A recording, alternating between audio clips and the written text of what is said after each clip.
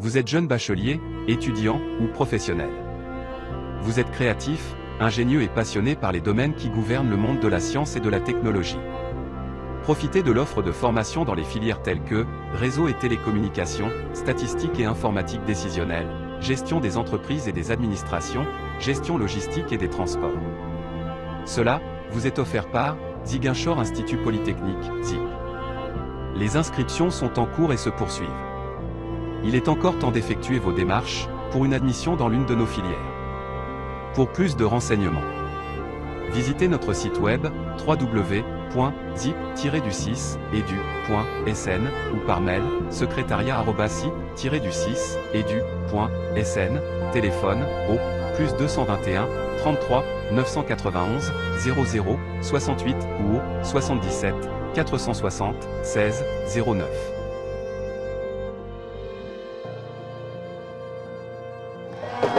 ndewoy seymane ndewoy alaykati kam mangala yaara mbokki Sénégal jërë ngeen jëf mbokki àdduna rawatina yéen ñi suivre seen site bi di Lutte Sénégal TV ñu ngi leen di nuyu di leen siyaar di am mbégte ak kontaan comme ni ñu ko defee chaque jour rek di la toppal lamb ak la ci biir tey nag maa ngi toog suma papa muy Père Djily Wade nekk ménager ci écurie Mor Fadam yor ki nga xam te mooy guy gi ak xale yi fa nekk ñu fas yéene waxtaan ak moom lamb fi mu toll ak fi écurie bi toll ak xale yi nga xam te yor na leen di leen encadré naka lay doxee ñoom dañ koy bàyyi mu nuyu ñuy suivre su ko defee ñu dugg ci waxtaan bi Père maa ngi lay nuyu di la siyaar. waaw maa ngi lay ziar di la fay bu baax a baax di nuyu mbokku internet yi di nuyu waa Lutte Sénégal yëpp.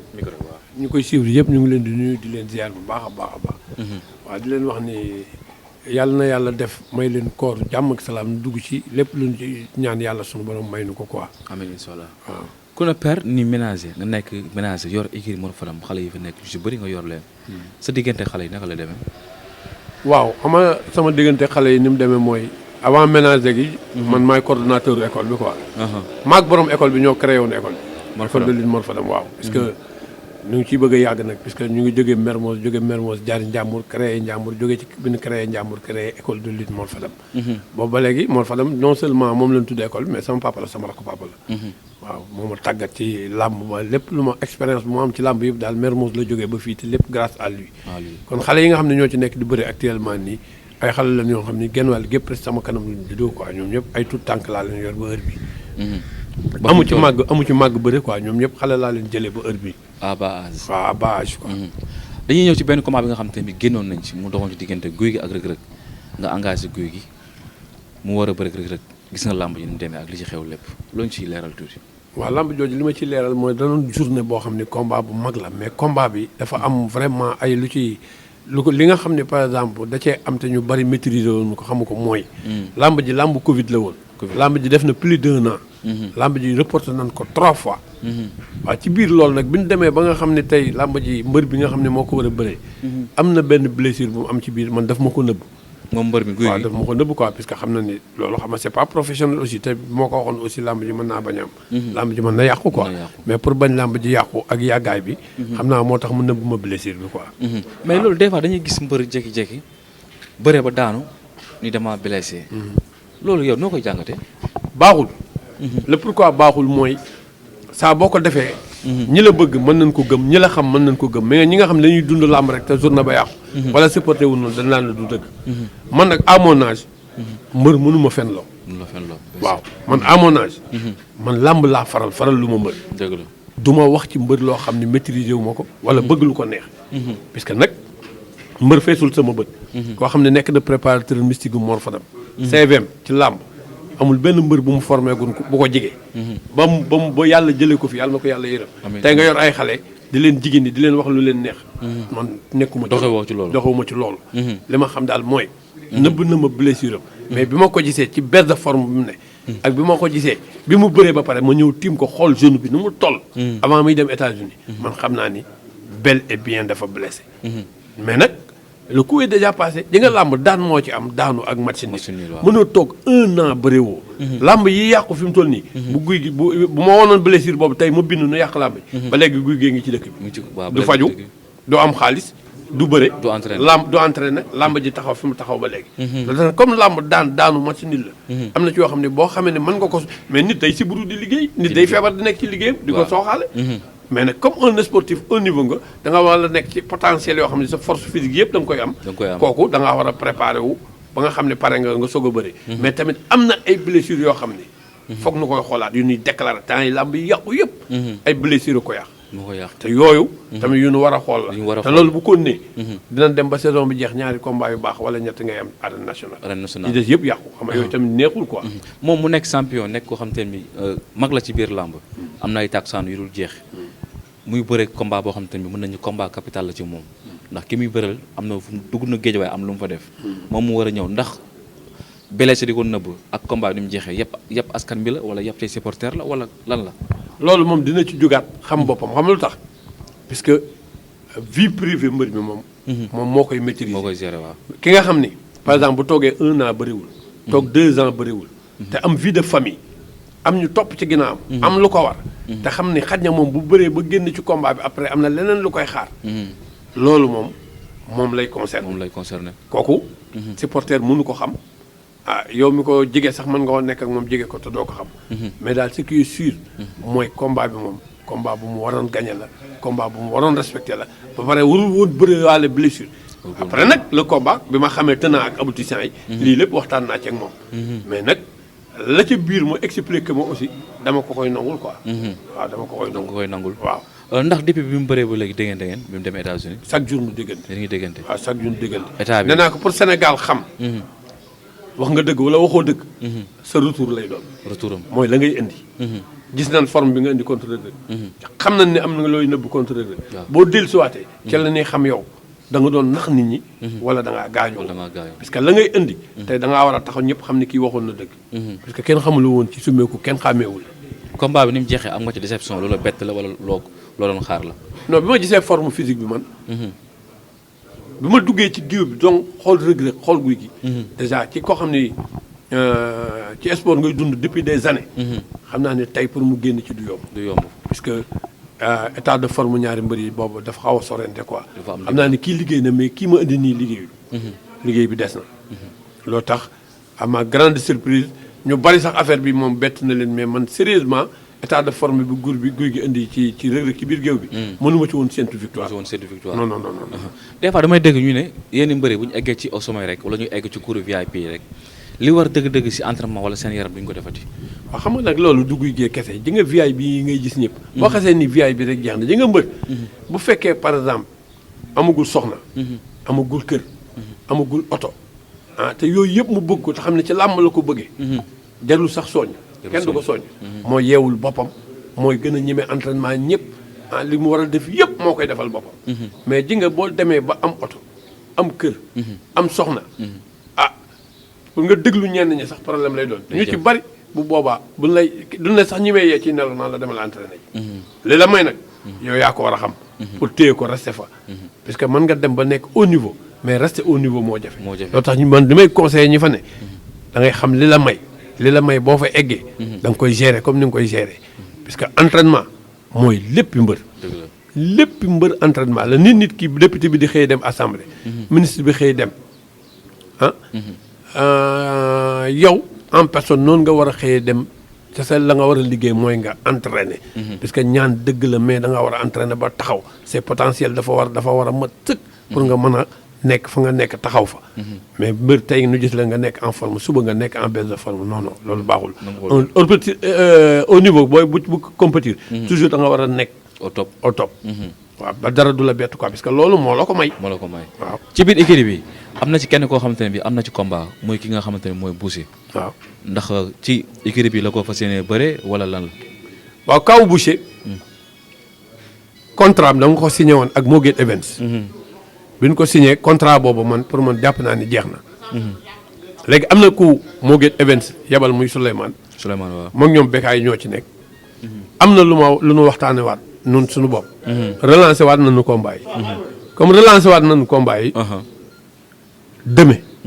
laay mën a xam ndax Boucher dina ko bëre wala du ko bëre. parce que demain suba woy parce que.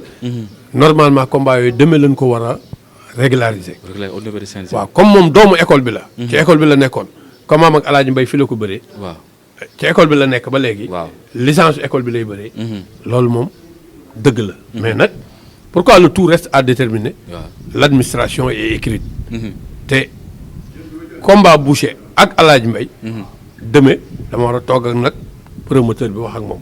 parce que làmb bu duggul CNG taxawagul. te man ba léegi cachet global am. jotaguma ci avance. yaa ménagé la. waaw. gisaguma reliquat encaissé ko dara. licence baa ngi nii ak man. demee bu ñu ñëwee. waaw ñu toog xam tenant ak aboutissant yi. dugg CNG. déclaré li ñuy déclaré na jox ma une avance. bàyyi fi reliquat. ma signé le contrat. combat bi officiel la. officiel mais pour man. lu officiel agul. officiel agul. officiel agul ndax guy gi ñi ngi xaar ndax Reug Reug astafurlah du moins Boucher mi ngi ñëw ci école bi entraîné am déet. Boucher non mi ñëwagul école nag. bi mu retour am ak léegi. ñëw na fa nii rek mais bi mu fa ñëwee booy la àndal affaire mais am na booy yu muy àndal di entraîné yu nekk ci école bi parce que ñoom tamit ci journée bi dañ ciy bëri mooy ku mel ni Njambaan. xaritam la on est ensemble moom it mi ngi ànd ak ñoom di entraîné mais école moom. gisaguma ko fa. ñëw fa quoi. non non. fi ma koy jeexale mooy ci kaaw Eumeu Sène. diggante mag Bombardier ñu gis semaine passée ni mu jeexee. ñu gis tamit li nga xam te mooy sanction yi dal ci kawam. en tant que ménageur loolu noo ko dundee. waaw en tant que ménageur nag man wax dëgg yàlla man. ci règlement ak texte la di nga sport. amul benn discipline sportive boo xam ne duñ ko réglementé. di nga man du ma bëgg lu neex nit mukk ba sanction tegu ci kawam man ko wërta tegu ci yow te xam ma maîtriser ma texte ba la mu wax. mais Eumeu Sène comme maam ak Bombardier. mais retard bi mu def. mais ñëpp gis nañ ko. retard bi d'accord. waaw léegi bu ñu la joxee heure. signer un contrat. ñu jox la heure d'arrivée ne la heure bii nga war a ñëw. heure boo ci tardé lii moo la ci fekk. mais kooku bu ñu demee ba sanction dal sa kaw mais nit ñi aussi mënuwul nekk di nga nit ñaar rek moo mën a nekk ñaar rek moo mën a nekk. nga wax ni lii dëgg la wala nga ni lii du dëgg. xam nga fan nga war a waxee du dëgg. waaw ñun la texte yi ak règlement bi waxul ni mbër mi bu defee retard temps lañ koy dagg. mais lépp na surplus bi. ñun la plus de 17 personnes. ëpp na te ñun la surplus amatul. waaw. mais loolu sanction yi la ca fekk wax dëgg yàlla. yaa lañ ko bind noir sur blanc noir sur blanc lañ ko bind nit di nga nag nit ñi tamit. gémmiñ bu waxul dëgg rek wax leneen. non xam nga loolu père doguma loolu lañ ciy d'accord. parce que bu ñu la joxee heure waroo koo teggi toog ba 18 heures nga soog a ñëw. bu ñu la waxee nombre de personnes wala ko teg mais li jaaxal gars yi te jommal gars yi mooy ci kaw fi mu jaar ci kaw grandeur yi mu jaar wàcc ci stade bi takk 1 million xaw ma 2 millions loolu la nit ñi di naqarlu tamit. waaw xam nga loolu. waaw. man mas naa ci wax premier jour bi ñu ko defee. man yor naa mbër mu jaar kaw gradé. mais di nga buñ ko ci daggoon tamit. waaw. damay dem ca texte xool. lan la ci règlement wax. waaw. puisque nag. làmb dafa am ay bunt yu mbër yi war a jaar. mais tey loose man jàpp naa ni. fi nga xam ne invité bi fa la toog ministre beeg ñëpp toog fa. nu jaarale fa ay cummikaay. te mbër mu ndaw lu mu def ci mbër mu mag la ko gisee. danoo mën a toppandoo. loolu tax ñoom danoo war a joxe le bon exemple. ça dépend ci li règlement bi wax. mais dama ni les grands lutteurs là les VIP bi. ñoom ñoo war a joxe le bon exemple puisque boo solee mbaxana sax bu subaa mbër yu ndaw yi solee mbër moo bëgg toppandoo quoi. dëgg la te fii stade la boo xam ne wax dëgg yàlla. dafa am ay bunt yu mbër yu war a jaar. yu war a jaaree mais tamit loolu yàgg na ci làmb. ndax sum papa Mbaye Guèye wala boog Tafa Guèye daan na ñëw teg échelle tëb jéggi jàll. arène nationale bii nii Balla Gaye naam ci porte bi la jaaree mais gis nañ fi Lac de Guiers numéro 2 ci grandé la jaaree ak keneen ak keneen ak keneen. waaw loolu waa làmb dañ koy wax mais nag foog ngeen xam ne on est plus au temps de Falang. on est plus au temps de Mor Fadam et autres. di nga làmb fi mu toll nii. dañ koy mot di nga làmb nag loo mënti wax tamit. foog am na mais bu njëkk ñooñu ngay wax noonu. waaw dañ daan ñëw di indi ay béjjënu kooba. béjjënu kooba làmb danaa am ay jël ay baaraam dugal ci bëtu nit. waaw def si kaani yu sadik. waaw mais yooyu est-ce que amati na dans làmb. déedéet foog nu assainir làmb léegi dañuy xool sa règlement. nit ñi warul sax bu kiyee sax. nag loolu tamit boo toogee ni man la daan xew 1959 ba léegi moom laay. moo war a làmb exiger. waaw léegi nag est-ce que loolu moom tamit dina defar làmb loolu defarul làmb. làmb comme dañ koy moderniser dañ ko war a civilisé. civilisé làmb moo tax nu indi arène nationale làmb ay sàkkat la daan doon. bu xeex amee nu guddee xeer yi di dóorante. loolu moo daan làmb ci toj làmb dafa tojate. waaw nit ñi nan bàyyi lii da daan am ci làmb daf ciy am ba léegi déedéet bu dee loolu làmb du dox. ménager nga yaa ngi dégg ñu ne des fois ñu ne CNG li koy intéressé mooy dagg rek moo ko gën a intéressé à 100% que teg ci. waaw léegi nag. loolu xam nga bu ne CNG dagg rek moo ko intéressé. koo dégg mu wax ko rek dagg nañu mbërëm. dagg nañu mbërëm mais ku nu daggul mbërëm doo ko wax. du ko wax waaye léegi avant nuy dagg bindoon noonu li nga xam ne. boo ko defee nu dagg la. mais xam nga CNG tëb rek dagg nii pour dagg. waaw man CNG dagg na sama mbër. ci ay sièges yu yàqu.